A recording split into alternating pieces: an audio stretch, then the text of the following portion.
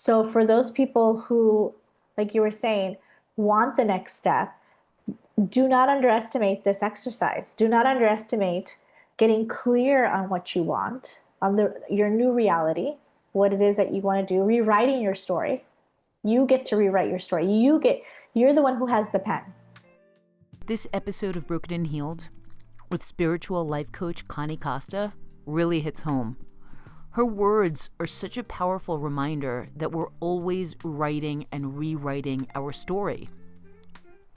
Join me for this fascinating conversation as we uncover wise, practical steps to unlocking the dream life that's waiting for you. Now, speaking of writing and rewriting, I healed some of the deepest layers of my body and soul while working on my upcoming memoir, Awakening in an Age of Metals.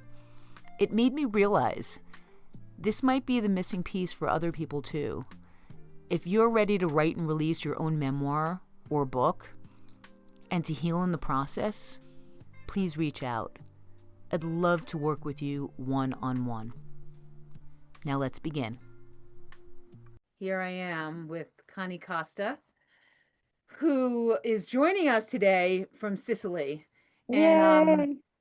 I'm just so pleased to have her and so honored to have her on. And we're going to have to roll with literally roll with the blackouts that are happening and the light dimming, as you'll be able to see, because they are experiencing over in Sicily and all of Europe, as you said, experiencing some pretty serious heat waves. Yes. So I apologize for that. So I apologize. we're just gonna kind of go with it and hope that we make it through this whole recording. And if you need to take a quick cold plunge, be Thank my you. guest. But Connie is just a fascinating person that I was lucky enough to meet in a somewhat of a random way.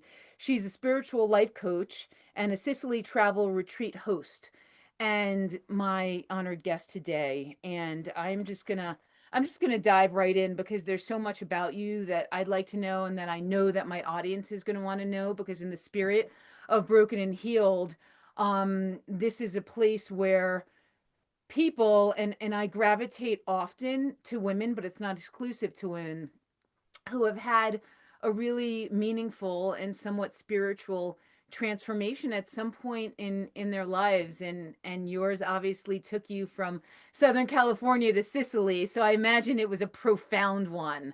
How did this all happen? Where do you come from, and what was the molding that kind of got you to where you are right now? Take us all the way back. Well, first of all, thank you so much. You're I am welcome. so excited about this. So thank you, thank you. And again, I cannot apologize enough, but Europe is It going makes through it a spooky and mysterious and all the I things. did it on purpose. I'm going to start channeling in a minute. Um, so thank you. And yes, so I actually was born in Los Angeles, but then when I was very young, my family moved to Sicily. And so I lived here as a child. And then eventually, when I was around 12 years old, we went back to the States. And then several years later, I think when I was around 19, I just felt this calling to keep coming to the island, to keep coming to Sicily. So, you know, even in my early 20s, ever since my early 20s, I was coming on a regular basis every single year without fail for the summers because I needed to be here. And so, and even with my family, I came and I would, bring my family here. And it got to a point in 2019 where it was always hard to go back to Los Angeles for me. And I always say this, I love Los Angeles. I love the United States. I love California. I love LA. Okay. So when I say this, people go, "Oh, you don't like LA?" No, that has nothing to do with it. I love, love, love LA. Mm-hmm. But it was hard for me to come back. And because I just felt like Sicily was pulling me. And Mm. so that's how it felt, literally like, "No, come here." And so it was really painful for me to leave. And so in 2019, I just went, it was like the hardest time. I was like really like sad. And I was like, what's going on with me? I was like crying. I was like, I can't do this anymore. I'm like, I think I need to move there. And then I made that decision, and it was so many different things that made me decide, but it was more of like a pull. And I felt like California was like closing its doors on me. Like all Mm, these things were just random little things, nothing major, but just little things. And so I really felt like California was like a no at the time. And Sicily was like opening its arms and saying, "Come here, my child. This is where you belong for now," right? So when people ask, "Is this forever?" I live in the present. So I don't know what's going to happen tomorrow, mhm, but it's been mhm, 5 years since I've been here. And we still do have a house in Los Angeles. So we go back and forth, back and forth. mhm. But this is where I am most of the year. And I still absolutely love it like the first day. Wow. So when you think about home, like when you think Yeah. about when somebody's like, "What's your home? Where are you from?" What do you think? Honestly, both. It just Interesting. depends on what context. Yeah, it is interesting because I feel like right now Sicily's my home. This feels like my home, right? My actual home feels like home, right? And but then when I go to LA, that also feels like home. Mm-hmm. When I'm there, it feels like home. I'm happy. I love, seeing the people that I love. I love seeing the places. Um, but then I don't suffer as much as I used to suffer the opposite way, like going from Sicily to LA. I don't suffer as much when I leave Los Angeles to come back to Sicily. So that's always very interesting. And then I remember when I lived in LA and I would do, like guided meditations, and I would say, go to your happy place, right? Go to the place you love. It was always this beach. It's called Mondello. And my dad used to take us as kids. It was like, this beautiful beach. It's very pristine. And, we lived in the mountains, but my dad would take us here like as a treat on his day off. And I always loved it. And I would always envision myself on the beach meditating. And so I knew that that's where I wanted to live. And as a matter of fact, that's why, I don't know if you could see it, my necklace says Yes. Mondello. Is my, yeah, Yes. Mondello. And I always carry it with me because it was, a dream that came true that I manifested. It's not the easiest thing to move to Right. another country. Right. It's not even Yeah. easy to move to another city in your own No. country. So this is a reminder of me making a decision and following my intuition regardless of all the obstacles, because there were so many obstacles, in the sense of like my family. I'm very close to my family back home. So that was really hard. There was a lot of things that, that was not ideal, but I did it anyway. And I followed my intuition. And I am very grateful that I did. So let's talk about that a little bit. You were already, I mean, let's even go back even further. When you were in Los Angeles, is that where you were just beginning your essentially your career? It was in LA. Absolutely. Yeah, it started. So I started as I wanted to be a psychotherapist for children. And so I got my master's degree in clinical psychology. And that was what I thought I was going to do. I was sure this is what I wanted because I've always loved children. I've always loved children. And so once I graduated, I went into social work. And that was really difficult when I did social work because um, I think a lot of, I'm not the only one who goes in wanting to change the world and then Mm-hmm. seeing that, the system is so broken. Mm-hmm. And so because the system is so broken, it really like it crushes you. It crushes Mm-hmm. all your dreams, etc.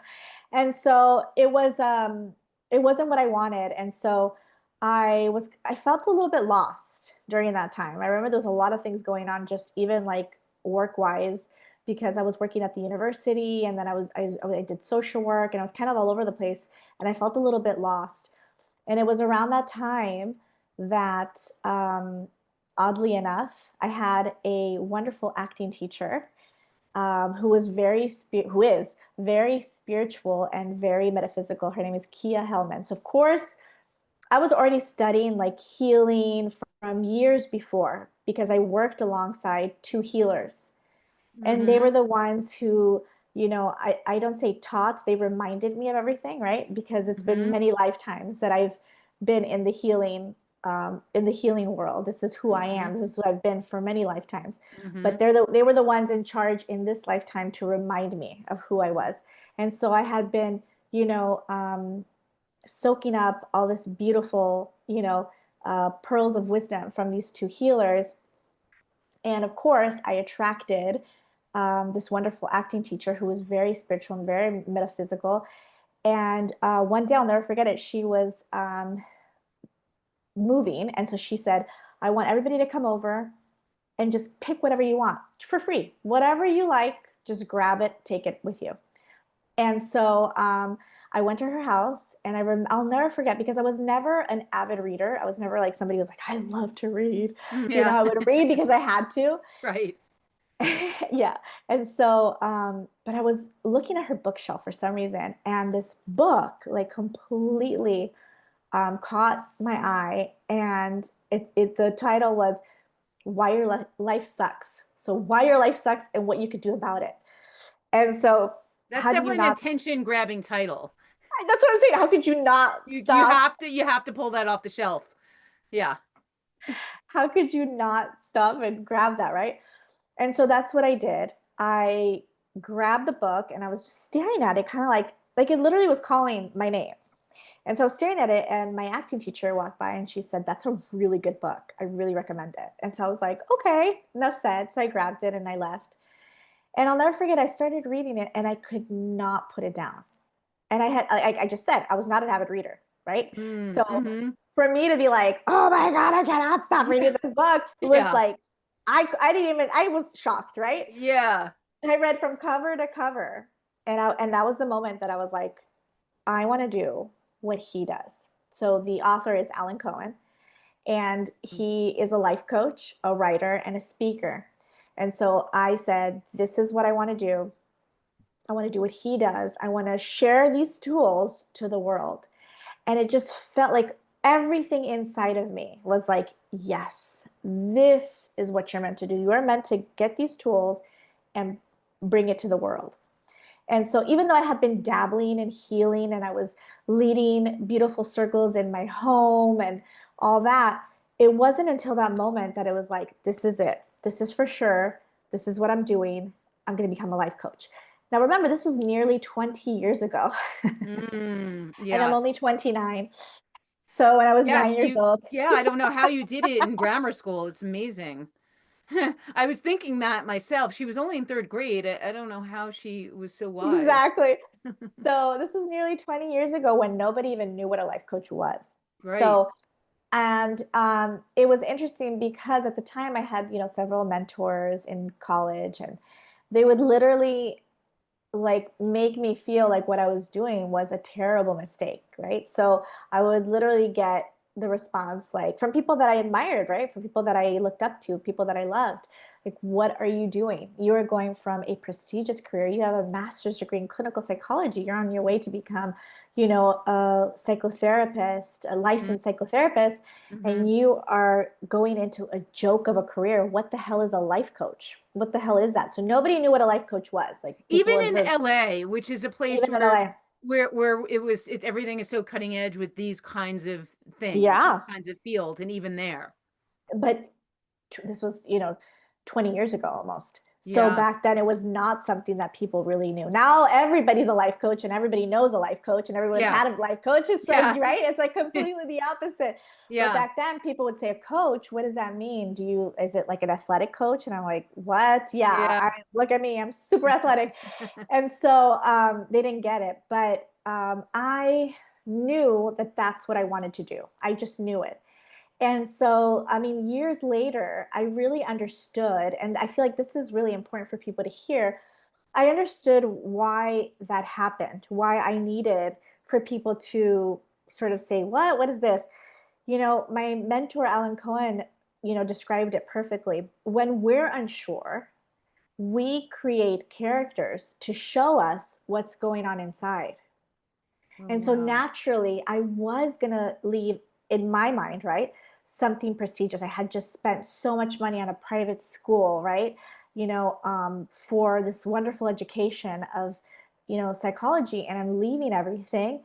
and going into life coaching, and nobody had even heard of life coaching. So even though I wouldn't, verbalize this, it was in my subconscious. And so we create these characters to show us, it's just like a mirror, to show us what's going on inside. So it's just showing us so that we can be aware. Because the Mm-hmm. truth is, nothing gets to us unless we believe it, right? So Right. if somebody looked at me and said, your blonde hair is terrible, I would Mm-hmm. laugh. I'd be like, I don't even have blonde hair. Okay, Right. that person's like colorblind or something like that, right? Right. Because it's not truth. But if they said something that I have some form of like unresolved healing with, or something that I believe, then it's going to hurt because I believe it. And so the reason why that was so painful in the beginning is because I also had my doubts. So even Mm. though I knew that it's interesting, right? Because it's like I was following my intuition. I knew it was meant for me, but it's like it's human nature to also have that voice of doubt, right? That like the ego is saying, The "What the hell are you doing?" inner critic, the The the inner in critic is yeah. still there, and the Mm-hmm. inner critic, and the problem is, so many times the inner critic wins, right? The inner critic wins, and we say, "Oh my God, you're right. You're right. What am I thinking? Like, no, that's so silly." So many of us, so many people do that, and then they ignore their intuition. They ignore their, inner voice that knows, right? That knows the truth, Mm-hmm. um, our higher selves. And so I was like, I don't care what that voice says. I That's the don't care. that's the part that's fascinating to me, because you were young enough that, the inner critic when you're young, especially I want to say for females, um and maybe it's getting better now and maybe it's not, I really don't know, but I do know that as a young woman, the inner critic can really take on a life of its own, because I don't believe that we are groomed. Even in a Western culture, I don't believe that we're groomed to believe in the other story, which is the story of our higher self, because it seems very mystical and very woo woo that you'd hear a voice, or like a flower would appear, or there'd be some symbol, which we very much, I think, now in the culture that you and I are in, those are almost more important signals and symbols and signs than things that come from our inner critic or our mind, because our mind's often like filled with like kind of shit, right? It's like kind of bullshit what goes on in the mind often. But what goes on in the other realms can often be much more true. Well, I think that, I don't consider it a bad thing. I think our ego is our inner critic, our ego, they're trying to keep us safe, right? Mm, mm-hmm. They truly believes like, wait, what are you doing? That doesn't feel safe. That feels like it's all over. See, this is a safe paycheck. Mm-hmm. That's not a safe paycheck. Let's go to the safe paycheck and we can be safe. If you go this way, you can die, right? It's like that dramatic. It's Right. like that dramatic, right? And so that's what happens, and that's why the our intuition is so scary, because our intuition usually is something unknown, something unpredictable, And something risky. It's a risk. something risky. Yes, Mm-hmm. right. And so I think definitely things are getting better. I can assure you that. Even things have changed in the last 20 years of me coaching. Yeah. In the beginning, for sure, I could say people were not trained. Um, we weren't raised in a society where it's like, live your life's purpose, do what you love, follow your bliss. It was very much, you know, you have to get that safe paycheck. So Mm-hmm. you have to go and get that job, that's going to keep you safe, and you're going to have the retirement money. And Mm-hmm. hobbies, well, yeah, you could do that on the weekend. Your Mm-hmm. passions, you could do Mm-hmm. that, as a side gig, but you can't Mm-hmm. possibly make money doing what you love. That's just silly, right? And today, I always bring this up, it has changed, because if you see all like the youth, you see all the young people, how many people, and I say this all the time to my clients, how many times do you see on YouTube people who are like kids and they're literally posting videos of like themselves burping, and they're making millions of dollars, Right. right? So Right. clearly they don't have this idea, because it's all about our beliefs. It all Right. boils down to that. That's it. It's our beliefs. It's what we believe is possible and what we believe is not possible, right? And so they weren't raised with that mentality, clearly, or they wouldn't be making millions doing silly videos. And when I say that, God bless them. I don't care how you make millions, as long as you don't hurt anybody, as Right. long as you're not harming anybody, Right. great. Make those millions. You go. If you want to do those burping videos or whatever, Right. great. Or singing dogs or whatever it is, I don't care. But it's interesting, right? Because that was definitely not my generation or, older No. generations. It was No. not that. It was not, there's no such thing as easy money. What do you mean? Money doesn't Right. grow on trees. It Right. can't be easy. You have to work super hard, and then maybe, right? You have to be smart. You have to, work super hard. And then all these money beliefs come, right? All these money beliefs or beliefs, in lack are formed, and they're so hard later to, it's a truth, to change, right? Because the older we get, the harder it is to Yes. get all that and Reprogram detangle it that and hard drive. reprogram. Exactly. Yeah. Exactly. So this is such a fascinating and important topic right now because there are a lot of us who do still have that programming. I think I struggle with mine all the time. Although I've come a long way because I do a lot of reprogramming work, and I did a lot of work with plant medicine, which is about reprogramming the mind and the spirit and being more in touch with your higher self. So how what is the mechanism, like what did you do, because you didn't have a lot of, you didn't have like a deep road that was forged before you were kind of a trailblazer in that way.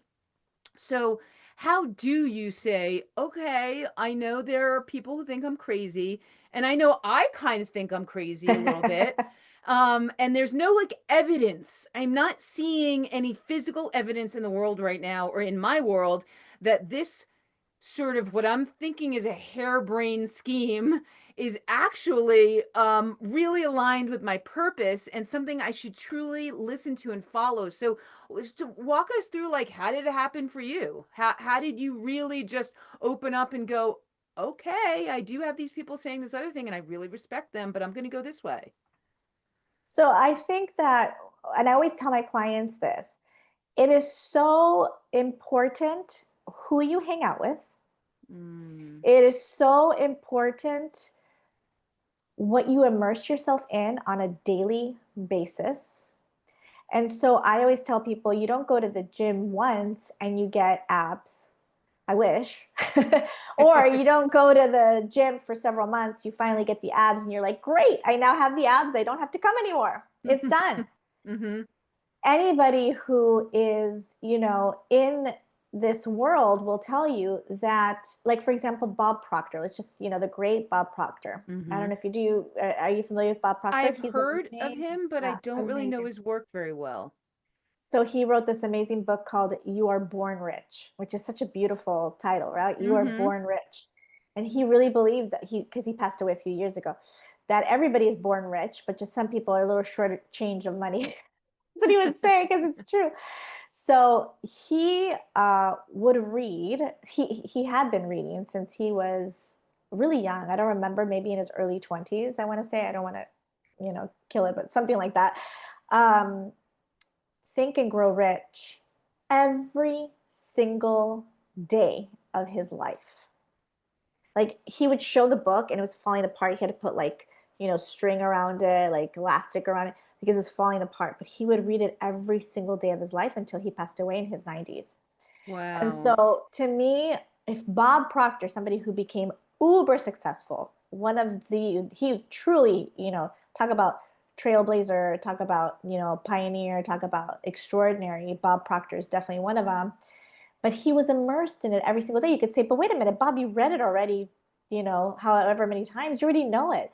No, because the thing is, we have to be immersed in this, just like you go to the gym all the time to make sure, the abs stay, or you're still fit or whatever.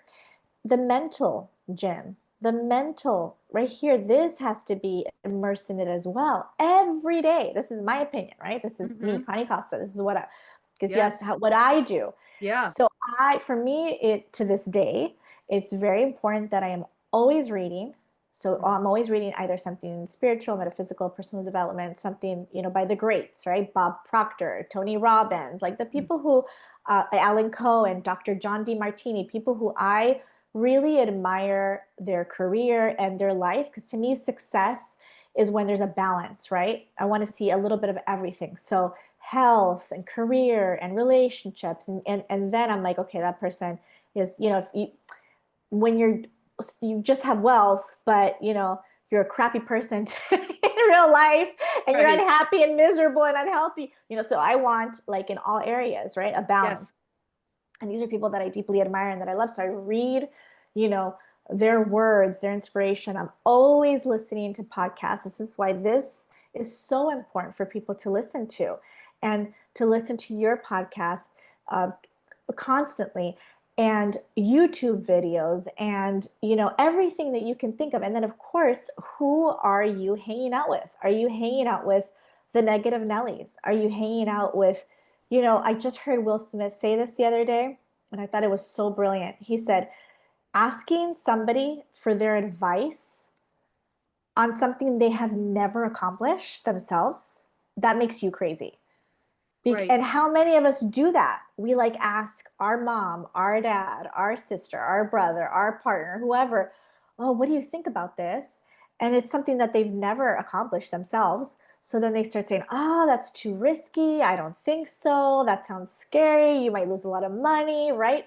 But somebody who's already been there, let's say a successful entrepreneur, most likely they're going to say, go for it. Do it. I'm going to cheer you on. And if it doesn't go the way you wanted it, try something else. Two different, right, energies, two Very different. different mentalities.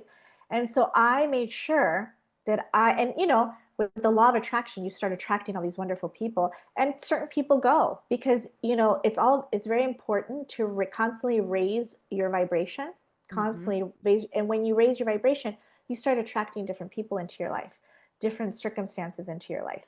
And so I was, by reading, by doing all the stuff that I just told you, I could see that I was shifting and my vibration was going up. So I was attracting all these wonderful people in my life.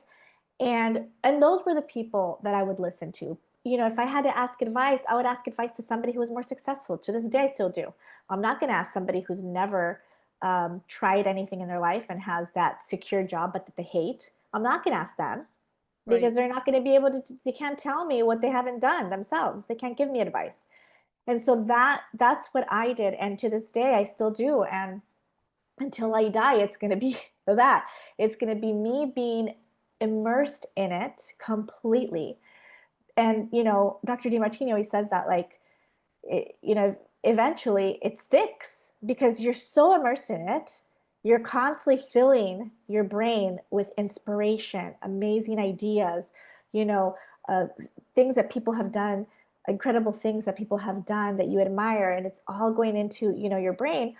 And eventually it sticks, as opposed to watching the news, listening to the negative Nellies, listening to gossip, all that, or just binge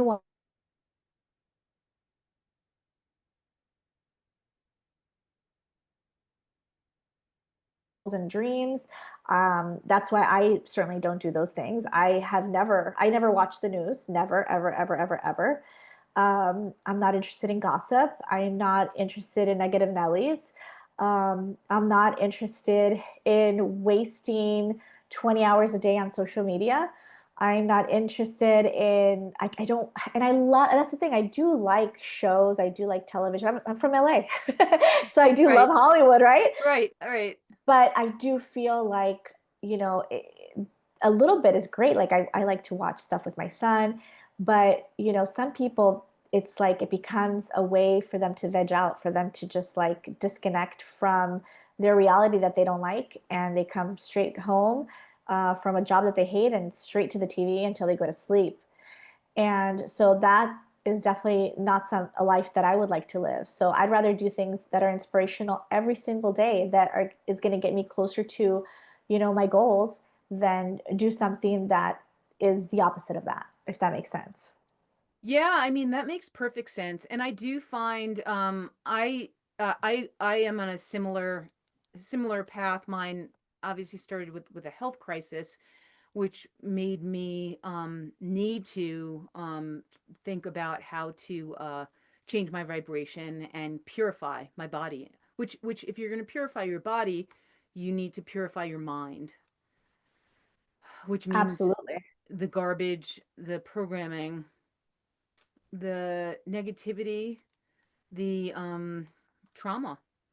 You know, a lot of us have had experiences that kind of build up. It's almost like taking out many trunks of old clothes, you know, and old dolls and old things that maybe were suitable at a certain time, Yeah. but Mhm. for the job that has to be done now, must be cleaned out because you need a lighter load, right? Need a way I agree. lighter backpack. You can't be hauling around all kinds of trunks full of things in all your different dorm rooms from all your different, apartments, and all your different chapters and all your different relationships. It gets really overwhelming. And if you have suddenly this break in the system, like it's different for many people. For me, it was a health crisis. Suddenly have to move quickly and find a way. Even though the journey for me was very long, I had to move quickly to figure out an alternative way of processing things in my mind and in my body. So I do really think that those are crucial steps for anybody to take who is living that life that they know is like an alternate version of the life they know they should be living. And it's the in between, I find, that is really the work. Like, what's in between those 2 points? Is it these books, these movies, documentaries, perhaps these people, this community, this location? So that's the Mentors. journey. The mentors. So mentors for me, I've always had, coaches, or I'm always currently being mentored by somebody. And I really feel like that is so important. You need somebody. There's no reason to do it alone. There's no reason to try to rewrite everything on your own. It doesn't make sense. If there's somebody who's already done it, they can give you the shortcut. They can tell you these are the steps that I did, right? If you want to lose a bunch of weight, go to somebody who was overweight and lost all the weight, and they could tell you, this is what I did. Step one, two, three, four. Somebody who did not have any money, who became, financially free, can give you the guidance. Here, this is what I did. And so having mentors, having, coaches, to me has always been very important. So I'm always like either enrolled in something, in some class, in some seminar, or I have some coach or there's always somebody that's mentoring me. And like I said, I hope this continues until the day I die. I see myself always doing this because there's always going to be somebody who has more knowledge, right? Mm-hmm. Or more success or whatever it is that can help you, that can guide you, that can take you from point A to point, wherever you want to go, point B. And so, obviously that's what I do for a living. That's what I'm passionate about doing, is helping people who, are in the corporate world, who are miserable or whatever. It doesn't have to be corporate world, but doing something that they don't love, and helping them figure out, what is your life's purpose? What is your passion? What is your bliss? How would you like your life to be? And that's what I did once obviously LA was not working out for me anymore, because I was getting called, to come to Sicily. I was very specific on everything that I wanted in Sicily. I wrote it down. I wrote down everything that I wanted, the house that I wanted. I wanted a 2-story home by the beach. I wanted to be able to walk to the beach. Mm. I wanted it to be in Mondello. I wanted, that's the beach, by the way, that's my beach, literally. I don't know if Uh, you see the picture. That's my beach. oh, beautiful. It is. And so, I knew how I wanted my work to look. I wanted to lead these beautiful private coaching retreats on the island of Sicily. And I wanted them to be a mixture of luxury and spirituality. And so it didn't just happen. I manifested it. I called it to me, right? And to do that, you need help from people who have already been there, done that, that can help you. And so, but one thing that I do want to say, just kind of going back to what you were saying earlier about all the negative stuff that's in our head. Mm-hmm. I always feel like this is really important to say because, especially in the metaphysical community and the spiritual community, there is this idea that we have to be positive all the time. Yeah. And that is impossible Yeah. because we are humans. Yeah. And so I feel like this is really important because a lot of people are like, Connie, what am I doing wrong? Like, I have negative thoughts. I'm like, welcome to being human. Like, good luck with getting rid of that. It's not going to happen because the world is yin and yang. It's both positive and negative. It always has been, and it always will be.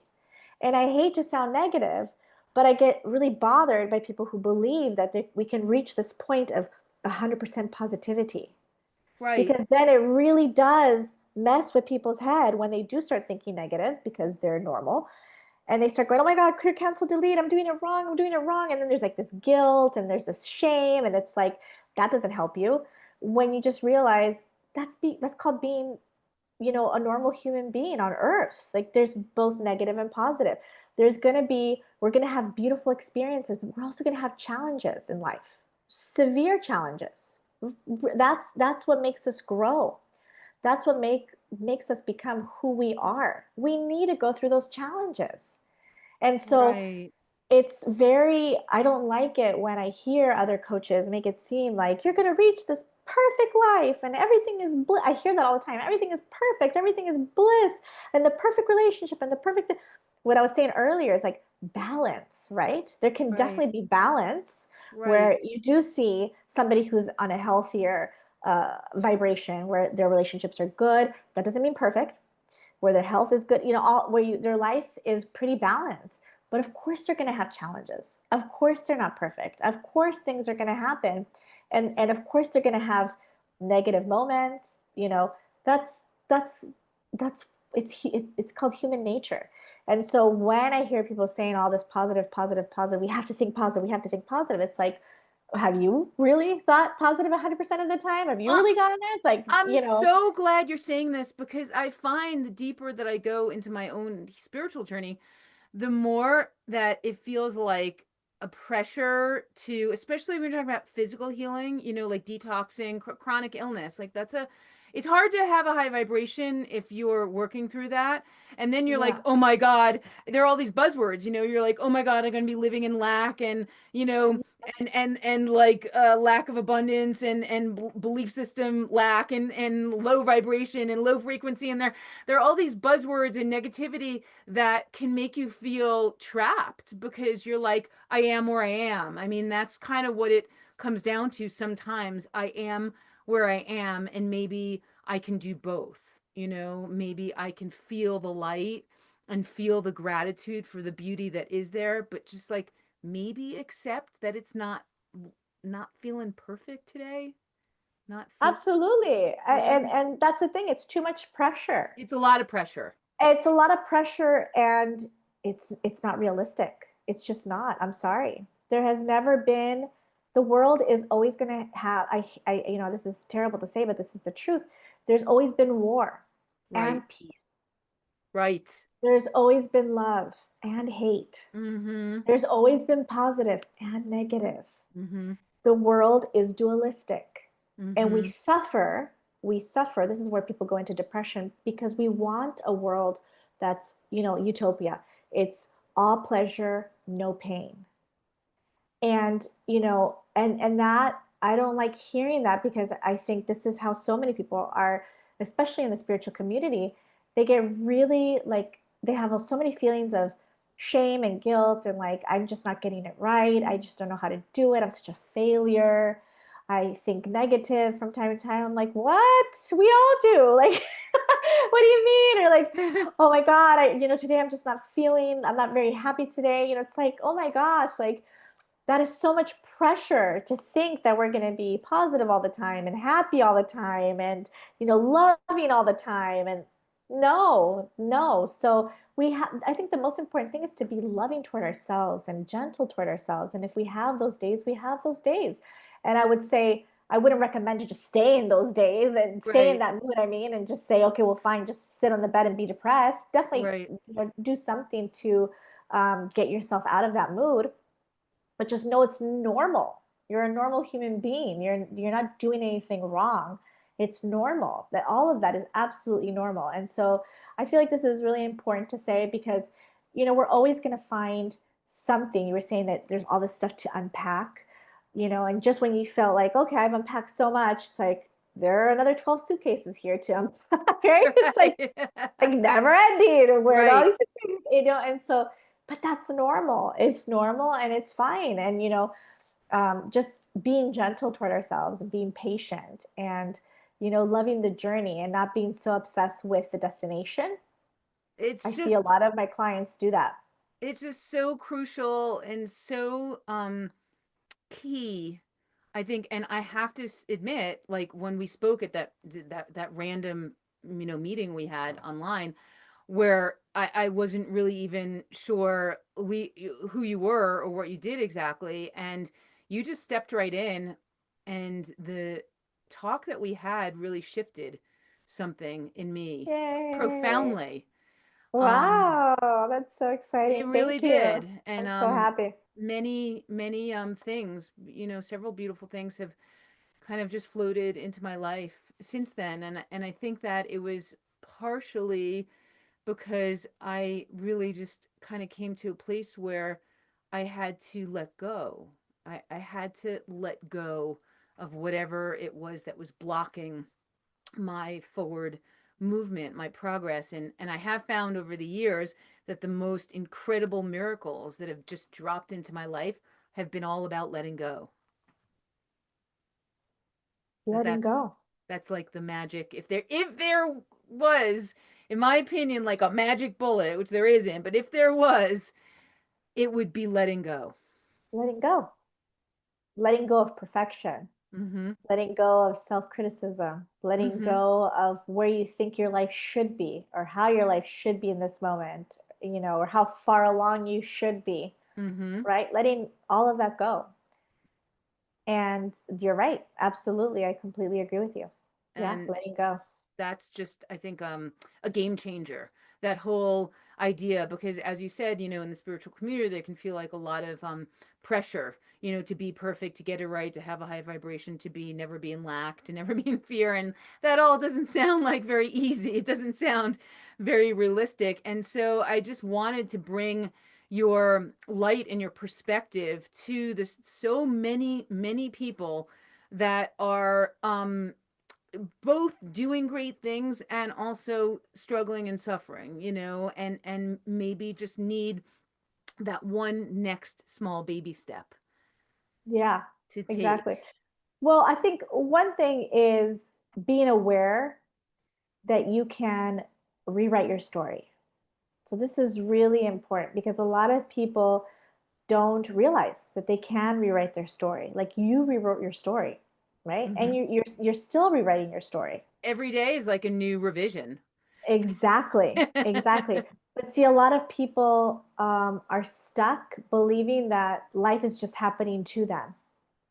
So I think getting very clear, the first baby step that I would say, this is what I always do whenever, there's something that I want to either achieve or the next level or whatever it is I become very clear on what it is that I want. Mm. Very clear. Like I was saying when I came here, right, to Sicily, I wrote down in detail what I wanted. So I think the first baby step is getting very, very clear. Just like meditating on what does an amazing life look like to you? What kind of career do you have? Who are your clients? Who are you working with? What time do you wake up in the morning? Where do you live? Is it where you live now, or do you see yourself living in the mountains or living, by the sea or living in Europe, whatever it is, and you're are you with somebody? Are you in a relationship? Whatever it is, you want to be very specific and write down exactly what it is that you want, that you're calling in. And that's step number one. And then one thing, because I'm very spiritual, obviously I'm a spiritual life coach, is do not underestimate the army that we have available to us, from spirit guides to angels, our ancestors, who are all waiting for us to say, yes, maybe I need some help. They're just waiting for us to call upon them. And again, because I'm super spiritual, I pray every single day. And I might have told you this, but for me, something that's very important is when it comes to manifesting and creating the life and career that you want, right before you go to sleep is so crucial. We did talk about this. Right Mm-hmm. before going to sleep. And so before I go to sleep, what I do is, you could read whatever it is, the life that you want to live. You could read that. And what's really important is to feel. That's the most Mm-hmm. important part, is that you're actually feeling, right? Because we manifest based on feelings. So we want to feel, what would it feel like to live in that house? What would it feel like to be, helping those clients? And so you want to like picture yourself like somebody, your best friend saying, "Oh my gosh, that was amazing. Oh my, it was so amazing. You went through this amazing health journey. Look how healthy you are. Look how healthy you look." You want to actually feel, how would it feel for them to be saying that? So you want to feel that. And then I always say what I'm grateful for. So I'm always, thank you, God. I'm very grateful for. And the way I do it is, it becomes robotic when we're like, I'm grateful for my house, I'm grateful for food, I'm grateful Right, for my family, right? right, It's like always the right, same thing. So right. what Mm-hmm. I like to do is, and I tell my clients to do three things from that day, just new things. So it could be, I'm so grateful that I had that wonderful cup of coffee with my best friend and I got to Mm-hmm. spend time with her. I'm so grateful that my mother called and we had this great conversation. I'm so grateful for the podcast, and whatever it is from that day, three things. And just so, gratitude is the highest vibration that there is. Mm-hmm. Mm-hmm. And so we attract so much good when we're grateful, even for the little things in our life. When we're purposely trying to think of what we're grateful for. It's like we're forcing ourselves to like, okay, I want to, what is it? What are the small things that happened today that I'm grateful for? I am grateful for that. That is amazing. That doesn't happen every day, whatever it is. So I go into gratitude. And then all that, it's like seeds for when you're sleeping. It's like you're planting the seeds for manifesting. So for those people who, like you were saying, want the next step, do not underestimate this exercise. Do not underestimate getting clear on what you want, on your new reality, what it is that you want to do, rewriting your story. You get to rewrite your story. You're the one who has the pen. So write Mm-hmm. an amazing story. So write exactly how you want it. And then every single night, get into that state of gratitude, get into how it would feel to have that, and go to sleep thinking those beautiful thoughts as opposed to, I don't know, watching the news, scrolling on social media, thinking about, oh my gosh, this is how much I have in my bank account, or I'm not feeling good, or whatever it is. Doing your best to try and right before you go to sleep to having a different, a different thoughts. Of course, during the day, like I said, we're normal and thoughts may pop up that aren't the most useful. And then instead of, oh my gosh, I'm doing it wrong. Oh my gosh, I can't believe it. No, none of that. Just gently think a thought that, feels good instead of thinking something that feels bad. So those always help me. Those exercises always help me to get to the next step. And of course, like I said, mentors, coaches, reading, immersing yourself in this work every single day so that you're inspired, constantly inspired, instead of, you know, listening to negativity or anything that might tell you that you can't accomplish something or you can't do something. Yes, Because, of course, you can absolutely. accomplish anything that your heart desires. And that It's is just the it's truth. the belief. I think that you have really like nailed on just the core issue here is just getting yourself into a state. And I think that before sleep is so powerful. And I you reminded me when we spoke because I had let that, you know, let that go a little bit. You'd reminded me before I spoke, and it's really kind of reignited my dream world, and my Oh, dream, really? yeah, my dream world Ooh, and my dream that's so space. exciting. Yeah, it's really been amazing. And the thing that I remember also coming away when I was talking to you last time that was really mind-blowing for me, because, as my wife and I say, it always comes back to food for us. It all comes You back to are preaching food. to the choir. you know, Grew up Jewish in a Jewish and Italian neighborhood with lots of Italian immigrant friends whose parents and grandparents were immigrants, many of them from Sicily and as well as from Naples. Those are like the two areas that it was. There were a Southern lot. Italy. Mhm. Yeah, southern Italy, and so the food was, to me, it was like a religious experience. I agree. It really was. It was my childhood wouldn't be have been what it was if it wasn't for the food experience. And then, growing up and going to like the San Gennaro feast every year, and being immersed in the city and Little Italy, and just the food, all the whole thing, Staten Island, Brooklyn, the whole area that I grew up in. And so it was particularly devastating when I got hit with that health crisis in 2014. And little by little, all my foods had to go: gluten, the dairy, legumes, sugar, beans, I mean, you name it. And there was a certain point in my situation where I could actually only eat three foods. It came up on like an allergy test. It was sardines, cranberries, and green beans. Those were the only three things that my body could digest. And so Wow. it was really brutal. And obviously, as I've gotten healthier, I've been able to digest more and more, but still I remain like pretty restrictive. And when we talked about the retreat in Sicily, and I was like, yeah, I'd be one of those like really sad Americans that comes and is like, I can't eat anything at all. I need some almond milk and soy, and like no gluten and no anything. Yeah. I'll just have green apples. And you were like, no, actually, when my American, friends and clients come to the United States, they can actually digest all of these things that they cannot digest in the United States. And you yourself had a switch and a change. And I would just love to know everything about this, because once again, food is life and happiness and joy, and it all comes back to the food. You are so funny. And I so agree with you. I don't think you understand. I am a hardcore foodie, hardcore foodie. Now, I will also preface this with saying that I don't know if I've ever met somebody who is a light worker, someone who is meant to bring a very powerful message to the world, who does not have a restrictive diet. Really? Tell me Oh, more. I don't believe it's a coincidence. I believe that spiritually, if you're going to deliver a very special message to the world, you can't be eating McDonald's and drinking Coca-Cola every day. Right, that's for sure. No, that's for sure.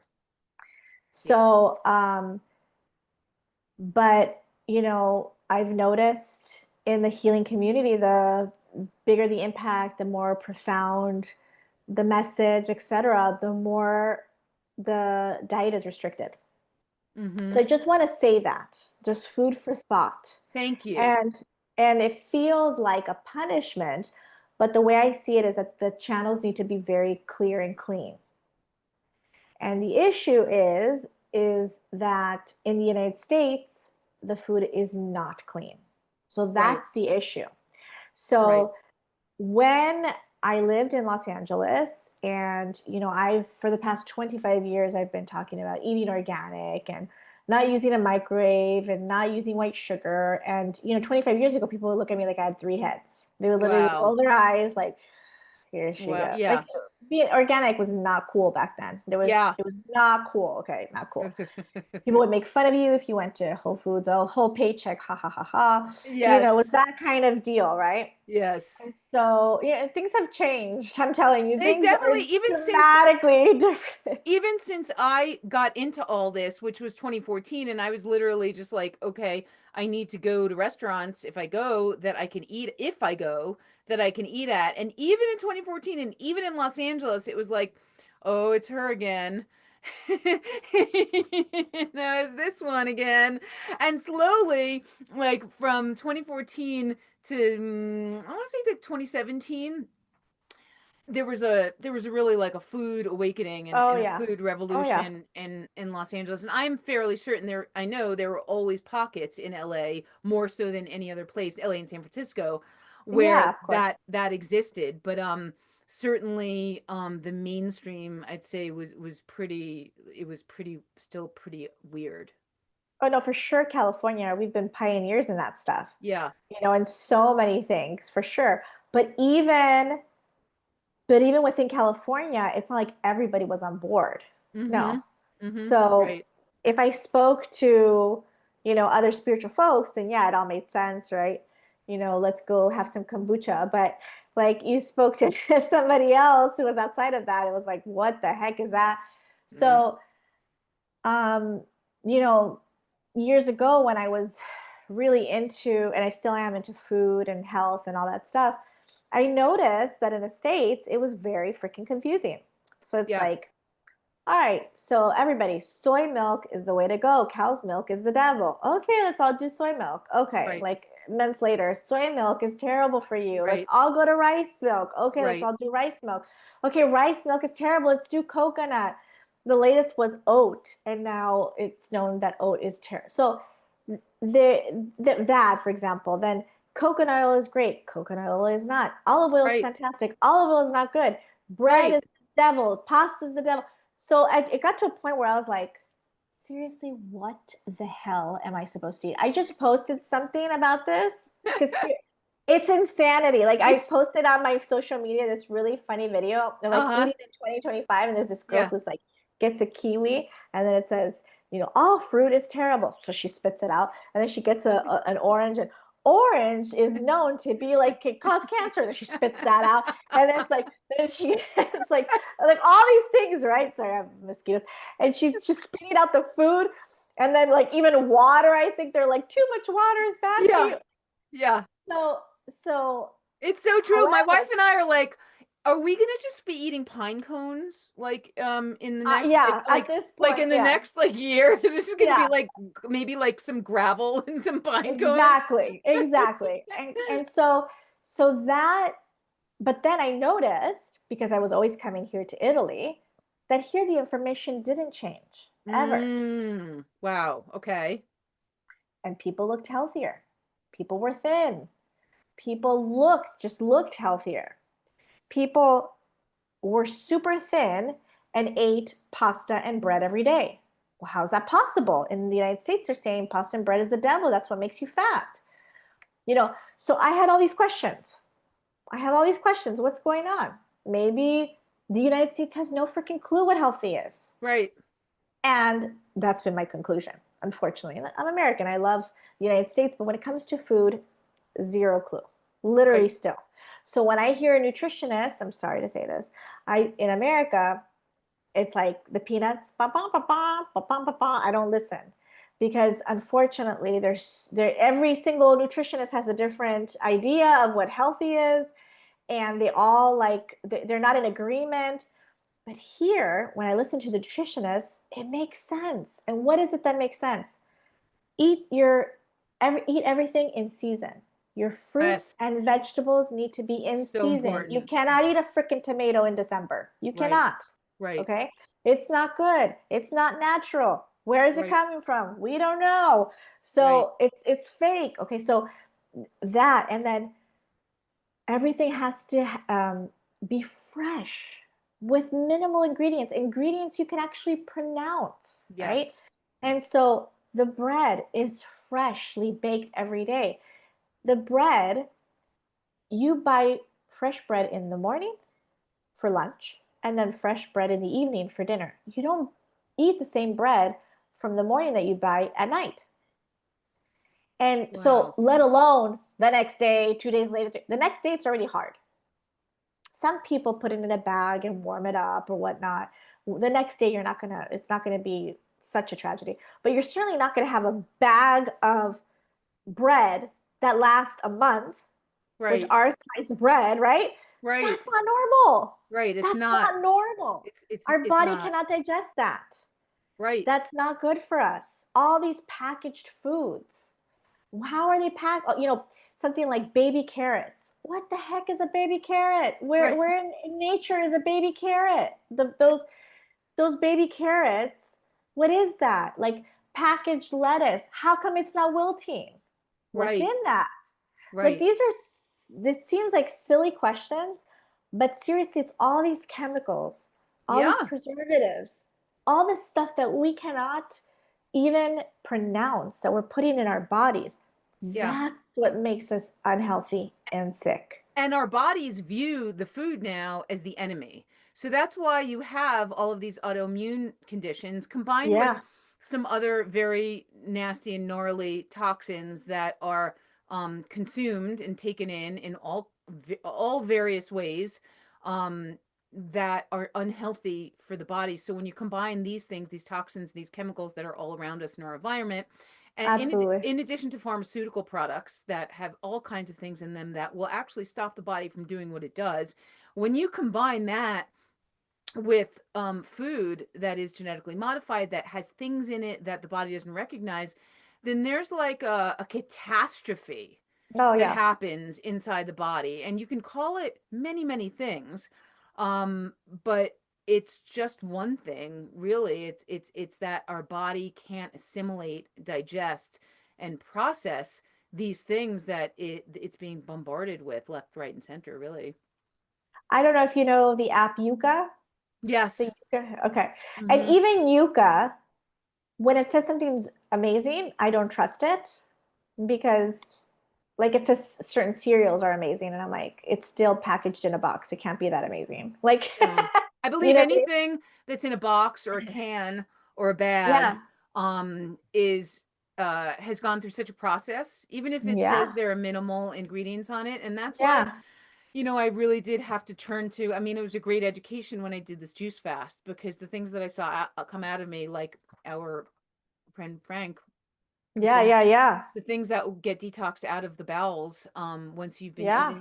even eating well, but years and years and decades of Of taking this yeah. stuff in, it's just really life changing to see it all come out. And so in the United States, it's really confusing how to be healthy, and it's really confusing for people, I think, who are health coaches and nutritionists, because oftentimes they're like, well, this worked for me, so here you go, here's a one size fits all plan. And like, not with what we've got going on. That's just not going to work in this country. Like, not going to work. So it's a No, very no. tricky path even to guide someone and coach somebody.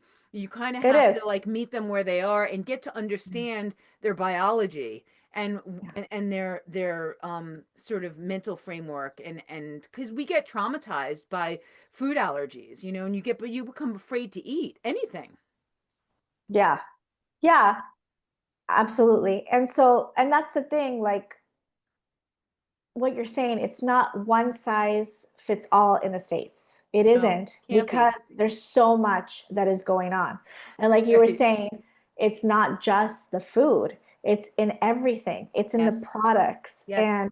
and in our cosmetics, in creams, in everything. And that's why I literally Yuka every single thing. And again, when it says it's bad, I trust it and I don't go anywhere near it. Mm-hmm. Like even beauty products or whatever, but when it says it's really really good, I'm like I don't know, let me figure this out because we have to be so conscious of what we put in our body or what we put on our body or what we're sleeping on or all that stuff. We have to be very conscious. But going back to what you were saying about Italy, Yeah. um, here everything is so much more so much fresher, especially here in Sicily, and farm to table. And they're obsessed with that, with the slow food movement and farm to Mm-hmm. table. That when I go to the States and I drink milk, regular cow's milk, I get so sick. Like I get Wow. rashes. Wow. Um, it's really bad. It's a really bad situation for me. I can't drink milk over there. My stomach starts hurting. I feel like I have stones in my stomach. And Wow. instead here, I can drink a glass of milk like nothing. And so we have to ask ourselves, what is that about? Yes. It's obviously it's not. And then the other thing, my food here in Sicily spoils after 2 days, 3 days. That I cannot have meat, lettuce, vegetables in my fridge for longer than that. I have to either freeze it or make the food right away. And that's how it's supposed to be. And my sister was just here visiting, and I don't know what she had in the fridge, and she forgot about it, but she thought 4 days later it was going to be great. And then when she looked at it, she's like, "Oh, I think it was the milk. She had milk. It already went bad." I'm like, "Hello, do you not know?" Yes, it's not supposed to be there for weeks, and it's supposed to be okay. Right. There's a reason why it went bad. It's only supposed to last a few days. It shouldn't be in there for eternity, and then everything is fine. So, so yeah, so absolutely. I mean, all this stuff matters. The freshness, it really, really, really does matter. So I believe that if you come, because this has happened so many times, and of course I can't make any promises, but I do know that this has happened not once, not twice, but to, I would say, most of the people who come, it's a sad thing, but most Americans who come here have some kind of intolerance. Of course. They have Most some kind do. of allergy or intolerance, right? And when they come here, obviously I'm not a doctor, so I don't, like nothing that's gonna like kill them. So if like they have a peanut allergy that's I'm gonna gonna kill hold them, you to a pizza experience no matter what. they do that. Yeah. I always say, why don't you try it? Just try it. Nothing that could kill them again. Just Right. something that they're usually like intolerant to, that their stomach usually hurts or gives them a rash or something like that. I say, just try it. Just go for it. Mm-hmm. And they're always in shock because they're Yeah. like, I haven't eaten cheese in like 10 years and I can eat cheese here. Oh, I haven't Wow. had milk in so long, or I haven't had bread, I haven't had gluten. How is it that I can eat pasta here and the pasta's fresh? You know, it's just a different experience. And let me tell you, when they say imported from Italy, the ingredients are different. I promise you. Mm, The I ingredients are see. different. And when we import from the States here, the ingredients are different because a lot of ingredients are illegal in Europe. Right. They can't get away with it here. So they're forced to change the ingredients when they're imported here.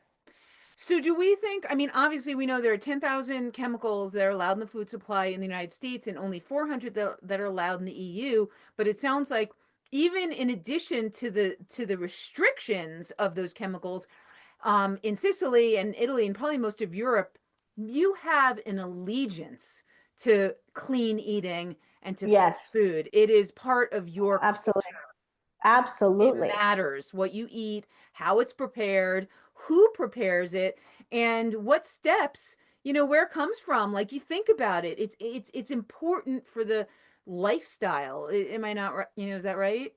No, absolutely 10,000%. I mean, and I've known this since I was a kid because my aunts and my cousins here in Sicily would like they there's never a time where you're not eating something where they're not explaining the food. Like this came from the farm of my neighbor. And this like they explain everything, right? And I'll never forget I had somebody here as a client who um owns a seasoning company, a wonderful, wonderful human being. And he owns a seasoning company. He's like, oh my God, you know what we need here in Italy is like seasoning. Like I could sell seasoning here. And I said, I love you, but it's not going to work. And they're like, what? And I go, because here they pride themselves. They pride themselves when you say this is delicious, that they say only a little bit of salt and pepper. That's it. It's Mm, they're proud that it's because the ingredients are so fresh that that's what made the dish delicious. It's right, not the seasoning. So if you have a beautiful fillet of fish, it's not that there's all this seasoning and butter and all this stuff, and that's what made it tasty. right, That's not a pride for them. That right, wouldn't make them proud. What would make them proud is saying, I bought it this morning from my local fisherman. It was still alive, 5 hours ago. And now it's here on your table with just a little bit of lemon, I mean a little bit of olive oil and some salt and maybe a little bit of pepper. And right. they pride themselves on that. They want you to be like, wow, it's only that and it tastes so amazing. Yes, because to them, what's more important is that the vegetables are in season and they taste delicious because of that. That everything is fresh and that's why it tastes so good. So it's definitely in the culture. It's very much in the culture. They need to know, where is it from? Is it local? Is it kilometer zero, or is it, imported from somewhere? No, they want Mm-hmm. local. They want, and that's how I am. When I go to the supermarket, it's got to be from Sicily. Mm-hmm. And if it Mm-hmm. can't be from Milano. It can't be from Mm-hmm. Firenze, Roma. I Mm-hmm. want it from, better yet, Palermo, my city. I want it from around my city. If it's from the other side, I'm always like, right? Yeah. And it's only 4 hours away. But I'm like, Yes. do I want something that was 4 hours away or something that was like, 2 minutes away? So yes, it's Meanwhile, absolutely. we're like, oh, there's this like kind of half rotten pear, and it's from Chile, like and it's totally not the right season. I'll take it. It's all there Yeah. is. And we don't realize that is not okay. No, That can't be good for us. That can't be healthy. it's It not. cannot And be. if we, kind of like just kind of gear drill down, I think on more of those values, made that our culture, and those are values, as opposed to like how fast can I shovel this in while I'm on my way to my next meeting. Oh, it breaks my. And then don't get me started on what we feed our kids in the United States. Right, Like when right. I see the lunches, that was actually, you asked me what were the reasons to move. I mean, I could write a whole book on reasons that I moved to Sicily, but a huge one was my son. And I remember us specifically going to the different schools because he was in pre-K. He was going to go into kindergarten and then, first grade, blah blah. So we were going to the different schools to and the one of the questions that I always had was, what, let me see the menu. And of course he would be like, huh? Yeah, like, I want to see the menu. They thought, nobody asks the menu. What is this woman, insane? And so I'm like, I need to see the menu. And so they would show me the menu, and I'm like, burrito, fettuccine alfredo. By the way, fettuccine alfredo does not even exist in Italy. So fettuccine alfredo and milk and chocolate milk and pizza and all this. And I was like, I can't do this to my son. I cannot. I would have to make the lunch every single day, but there's no way he's going to eat this. Like it's Hmm. Hmm. completely. It was appalling. Meanwhile, here, I'm not even kidding. Here, he has a private chef that cooks every single day at the school and Oh my makes God. everything is vegetarian. Oh Everything wow. is fresh in season. Um, it's always like, fresh pasta with like lentils and a salad and fresh fruit, freshly baked bread with some olive oil, and oregano. Um, it's always like, maybe polenta, maybe millet, all these things, legumes, like everything fresh, everything obviously made that instant, and everything in season. And that's what he eats every single day. Fresh fruit, fresh. So it's always fruit, salad. There's always fresh salad. And there's always it's always vegetables and grains and legumes and stuff like that. And And that's what he eats every I'm day. I'm gonna guess that he's a very, very healthy young boy.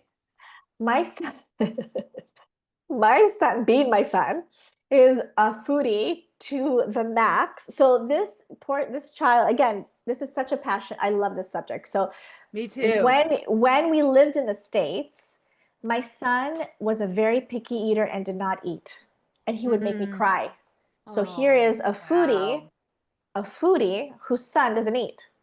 So he would have to eat, the same thing, and if there was anything that looked weird, like maybe a little green thing in his pasta, he would either can't eat it. He would eat meat. He wouldn't eat vegetables. He was just always the same things, and so he's extremely picky. When we would come to Sicily on vacation, he would eat more. I noticed that he ate more. He would eat more things here. He would eat different things. And when we moved here, if you like, he had just turned 6 and now he's about to be 11. I even did a video on social media about this. It's the funniest thing because this kid now eats caviar, sushi, steaks, like mouth watering steaks. He eats every pasta that you could think of, and it has to be like excellent, excellent, excellent, or he's not into it. It has to be like really well made. Like he Wow. became a foodie to the next level. Like Right. he'll Like eat it. a foodie and a food snob. A food snob worse than I am. I thought I was a food snob. He's worse than I am. And that was because of Sicily, because of him eating here and eating so many amazing things that it completely opened up his appetite. And now he's always eating just like extraordinary meals. And it always has to be an extraordinary meal, or he's just like, I don't want that. So just the Wow. difference of him living here. And yes, he's extremely healthy. He's very healthy. Like I said, it's mostly a vegetarian diet that he eats. Mm-hmm. And and it's all, of course, because of the mother that I am, it's always organic. And but that's the thing, like most things are organic here. That's the thing. It's just naturally organic. You know what I mean? Right. Organic is It's normal. organic is normal. Mm-hmm. That's just So different reality. unbelievable. You And then I know, don't feel guilty giving him things like gelato because I know right. that it's not made the way ice cream in the States is made. I know that they made it fresh that morning and it's not bad. Sorry, what were you saying? Oh, sorry. I was going to say I'd like to do, like a whole series or documentary on the the cultural difference, like the quality of life. The quality of life in a place where you can not only not worry so much about what you eat, but you can really enjoy food and be healthy. Oh, absolutely. Here, you have to enjoy, like, your whole life revolves around food. I'm not kidding. Like, we just don't have the same mentality of like, let's go to a restaurant and let's finish everything in 1 hour and let's go, right? Right. No, you sit, you enjoy slowly. First, the appetizer. Once you're completely done with the appetizer, then the next course comes. Then once you're done with the, and so some Americans get really annoyed because they're like, why is this taking so long? No, my loves. No, my loves. That's incorrect. You Mm-hmm. need to slow down. Mm-hmm. Slow down. Not eat in such a hurry. Slow down and enjoy the meal and have a beautiful conversation and savor everything and eat slowly. That is how we're meant to eat, right? And so here, yeah, everything is revolved around meals. I am serious. Here in Sicily, especially, they make fun of us because there is a huge difference between the north and the south of Italy. I could get into a whole topic about that. In the north, they're much more with the mentality of the states than they are in the south. Here at 1 o'clock, everything closes because everybody goes home to eat. Oh, You wow. don't eat at your desk. You don't Right. eat at your work. You go home. You eat a homemade meal. You go eat a homemade meal and then you take a nap. So you're not rolling back to work until it's like 4 or 5. It's not Wow. the same mentality of work, work, work, work, work. They don't get that. They're like, what? I'm not going to kill myself working. I need to enjoy life. So it's like they make fun of us because of it, but literally people like I'm just thinking of all these funny videos about this. Like you roll around 9 o'clock, maybe 8 o'clock, maybe 9 o'clock, and then you're there for a little bit, and then you're like, okay, now I'm gonna go to the bar to have a coffee. So you go to have a coffee with your friends, and you come back and you work, and then by one, it's like by not even one, like 12:50. Like good luck. My sister's again, when something says it's gonna close at 1, it's most Mm-hmm. likely gonna close like 12:40, 12:45. Do not go in there at 12:45, or they will be like, how dare you come at this time? What is wrong with you? So my sister did that. She had the audacity. Something it closed. The mall closed at 9 p.m. and she had the audacity to be there at 8:40. And Right. my poor American sister was like, nobody would help me. I was so mad. They would all ignore me. And I was like, of course, they're thinking I'm home. I am home. Right. They're Right. not thinking we close at 9. They're like, we want to be home at 9 o'clock. Right. We're closing our doors. We want to be Right. home by 9, right? And so we can criticize that, but we could also think, wow, they just think differently, right? About life in general. So literally at 1 o'clock, everything is closed and they are home enjoying their meal with their family, and then they take a nap, and then they come back around 4 or 5 o'clock for a few hours, and then it's time to go for an aperitivo, happy hour. and you go to happy hour. That I mean, the life here is incredible. I will say that. It really is because they really do. It's more about living an amazing life. It's more about being very connected to your family, being connected with friends, enjoying nature. So, like right now, all of Italy is by the beach. So everybody's like enjoying the beach Right. life. It's more about that than work, work, work, work, work, work, and let me just grab anything and just eat at my desk and work more and blah blah blah. And so there's always like all these funny memes that make me die laughing, like an Italian who goes on vacation is like, okay, I'm leaving for the entire month of August. If you Yeah. want to reach me, you can reach me in September, blah blah, and instead of an American is like, I'm gonna go into heart surgery, but do not worry, I will be available the entire Yes. time because I'll have my phone next to me, so if you need me, I'll make sure that they wake me up so I can answer you. And it's like we laugh and it is funny. Like literally It's Italians are like, it's bye. true. It's true. I mean, we are like, it's quite possible I was born in the wrong country is what I'm thinking right now. And the other thing I'm thinking is how much is a ticket to Sicily? And I need to You start this gotta next come. part of my research immediately.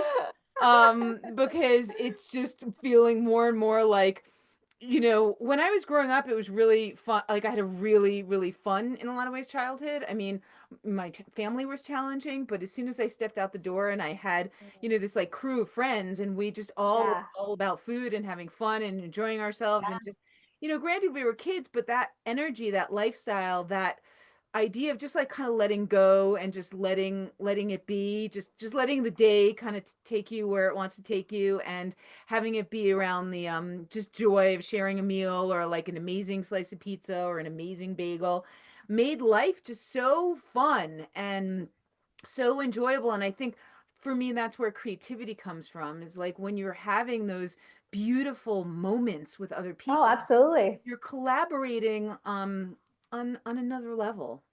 Absolutely. I feel like, especially for me, I can speak about myself, is that I need to be surrounded by beauty. Mm-hmm. And that inspires me. And Yes. that's where my creative juices, start flowing. I Yes. need to be I need to be inspired. I need to be around beautiful things. Mm-hmm. Nature especially, like the sea here inspires me. And I take walks every single day on that beautiful beach and the mountains here and the nature. And I just had my birthday in June and I went to the lakes here in Sicily. They have lakes. And I usually don't do that because, when you think of Sicily, people think of the beach. And everybody was like, thought that I was insane. They're like, lakes? We didn't even know that there were lakes here in Sicily. What do you mean you're not going to the beach? I'm like, I do that every year. I want to go. I love lakes. I love nature. I want to be, and it was lovely. I'm glad I did that. And even just walking around, even, walking around the city, it's so inspiring to see the beautiful old palazzos and Yes. all of that is so beautiful and so inspiring. We have in my neighborhood, we have the most gorgeous villas, old Liberty style villas. Wow. And it's just walking around here is so amazing. And I realize that I'm somebody who needs that. I need to be around Yes. that. I really Yes. do. I cannot be in I need to be around that. And it really does. It opens something inside of me. It opens me wide open and I become Yeah. very creative and very inspired. Very Yes. inspired. I'm with you. I'm with you. And I do want to explore this more in depth because I think it's a really fascinating and important subject, especially for people who crave that kind of lifestyle and that quality of life, and just everything you've described, because I think it's really important, and I think food is just such an important part of It living and is. life. It And is. I just feel like that's kind of like the next evolution for us here in the United States, to understand how to bring it back home, how to bring it back to what really, really matters. Maybe just a complete cultural shift, into something slower. And like you were talking about eating and stuff like that, the first thing I learned was that the slower you eat, the better your digestion is. The better your digestion is, the lower rates of any kind of chronic illness you're ever going to have, because digestion is where all illness begins. All illness begins there. Right. All illnesses right here. So Gut it's health. no surprise, that the quality of life is higher and the quality of health is higher there. And I just you've really opened up like a whole new kind of world. And I've been telling everybody, I'm like, I think we have to go to Sicily. Like I think something really important is happening right now and I need to You need go to move here. there. You need to move here. I just have to convince my wife. But once I start talking about the food, Let me talk to your because wife. Let me have a conversation with her. I'll convince her in 2 seconds. Don't worry. I was like, yeah, because Kate very much we both love the mountains and we live here in Idlewild, but Yeah, yeah, I was like, I so the love wetlands. food, because we both have all these food allergies. She was like, oh, the food, okay, it was a Seriously. good and important sort of selling point. So don't think that I'm not thinking about it. It's a game changer, no, but I understand because it is frustrating to not, especially again, I'm a huge foodie. So it is frustrating to not be able to eat certain things very much more than you can imagine. I understand you You can relate 10,000%. to I the can absolutely relate. It's frustrating. So I can't angst. imagine because I thought I had it bad, but you have a lot of food allergies. And so I completely, understand that it is hard. So thinking that you can go somewhere and possibly being able to eat a delicious pizza or pasta or something like that is exciting. And I really, really hope you guys come because, it would be so amazing to see that and to see that I'm convinced you won't have a reaction. I'm convinced Well, that we're gonna get the you'll feel camera great. out and I want to see it because I uh, would be so happy. It would make we're my gonna do day. a full circle back to me, That'd be amazing. Sicily trip. And I like to ask all my guests, what do you want to say?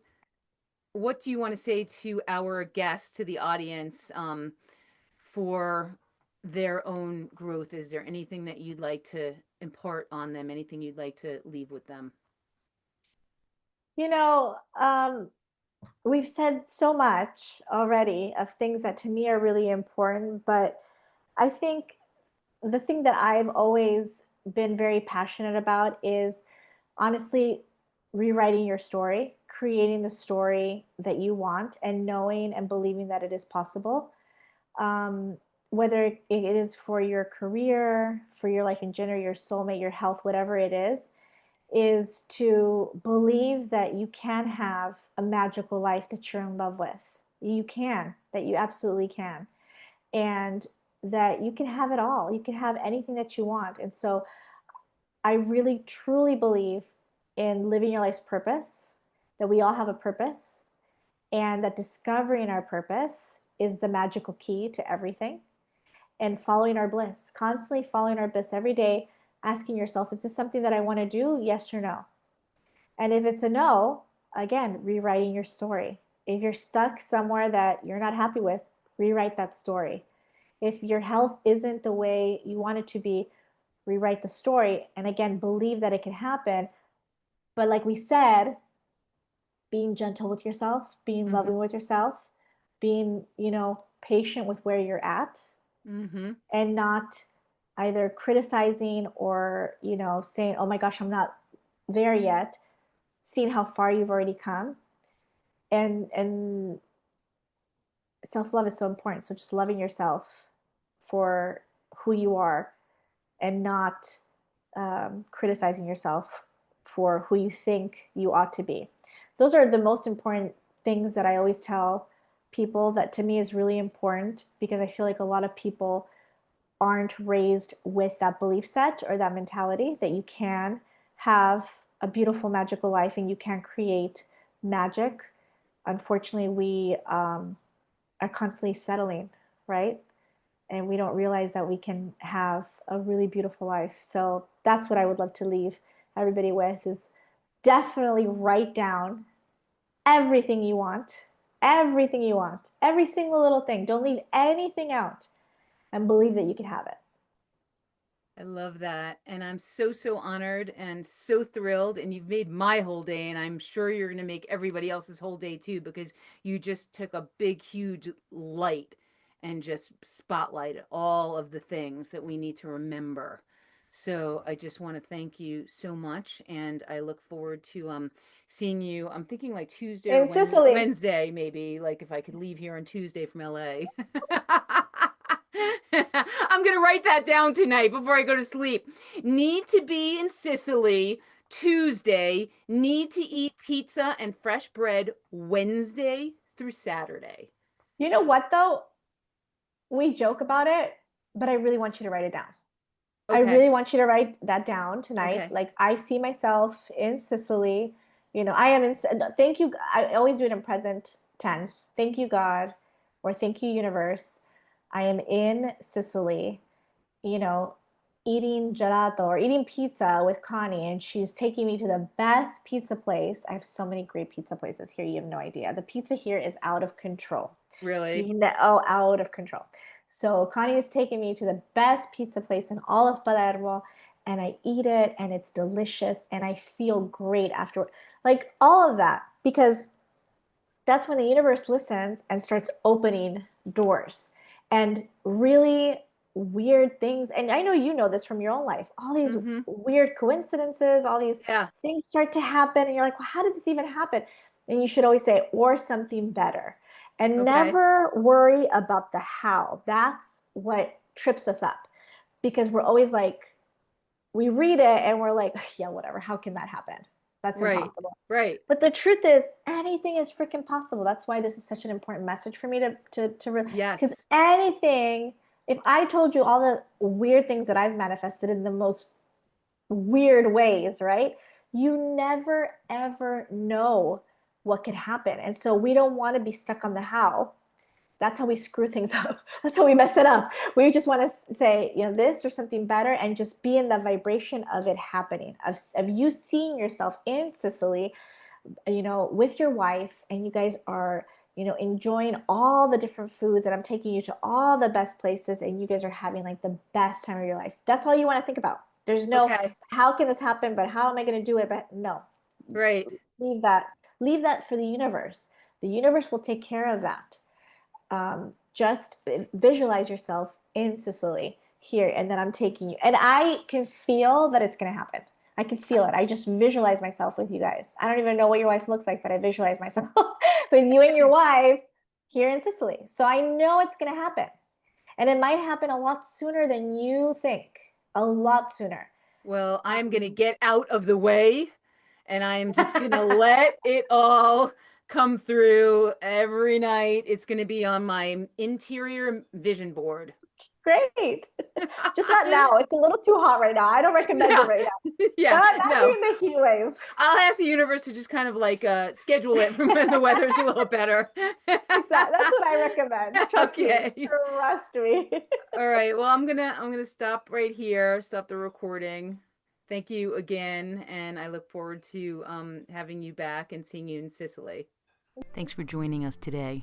If you liked what you heard, please be sure to subscribe to Broken and Healed on Substack using the link below, and on Spotify and Apple Podcasts. Remember, everything can be healed, and nothing is ever too broken. Yes, even that issue that's been there forever.